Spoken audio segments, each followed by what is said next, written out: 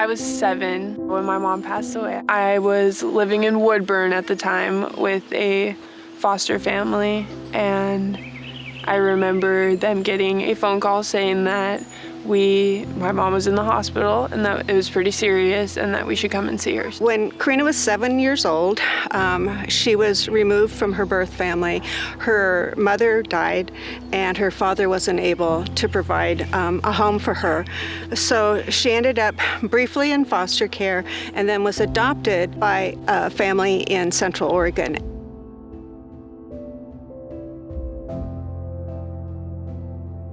She had lost all contact with her biological family. My grandma had just passed away, and then my mom passed away, and then my brother and I were adopted, so it was like one after the other. After she was adopted, we lost touch with her. We kind of felt like everybody was taken at once. When she was adopted, her first name was changed at age 7. She never heard anything more about her biological family. So at 16, when kids are looking for identity, she was just kind of adrift. As soon as I read about the case and learned about Karina, I knew I wanted to not just do Family Find, but be her advocate too. I met Mary through my caseworker. She came to visit me at school one day. We went into this little office and she asked me, how would you feel about finding your biological family? And I said, well, I would be open to it. She said, good, because we already did. You're appointed by the judge, and your job is to kind of fill in the holes, to make sure DHS is doing their job, to make sure the plans are being followed, make sure that the resources are in place for that child, that the system is working the way it should. Family Find is a program where the goal is that every child in the foster system should leave it with a lifelong connection to a caring adult.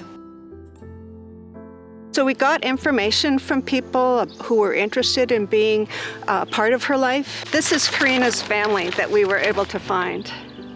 And so she's the yellow square down at the bottom. That's when I was told about Robin and Lexi, and yeah, so that's really where the whole thing began again, and it was because of Mary. Well, we found her aunt, Lexi, and in Family Find we have a term, it's called the jackpot connection, and that's the person who feels a connection to the child, who raises their hand and said, I'll be that person. That was Lexi. And we started texting, and we texted about everything. I wanted to get to know her again. Music and favorite colors, art, everything anything you could think of, yeah. Lexi's my hero. I mean, she stepped up, she opened her heart. It's my real family. And so I guess I had kind of a deeper connection to them than I would have with me.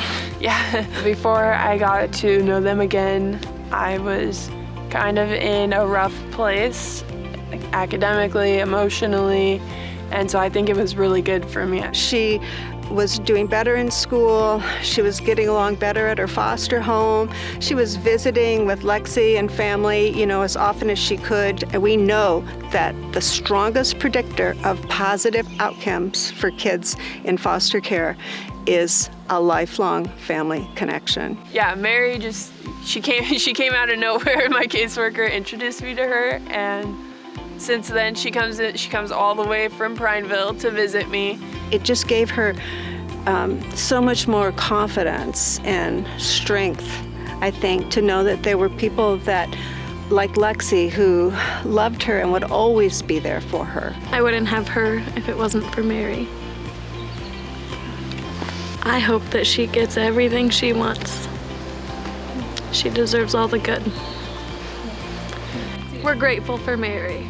When I was younger, Lilo and Stitch was my favorite Disney movie ever. I got this tattoo of Stitch with my mom. This is in my mom's handwriting. We got that from my grandma's funeral book. Ohana, which is the Hawaiian word for family. Ohana means family, and family means nobody is left behind and nobody is forgotten. And, Lexi never forgot Karina. Karina's not left behind.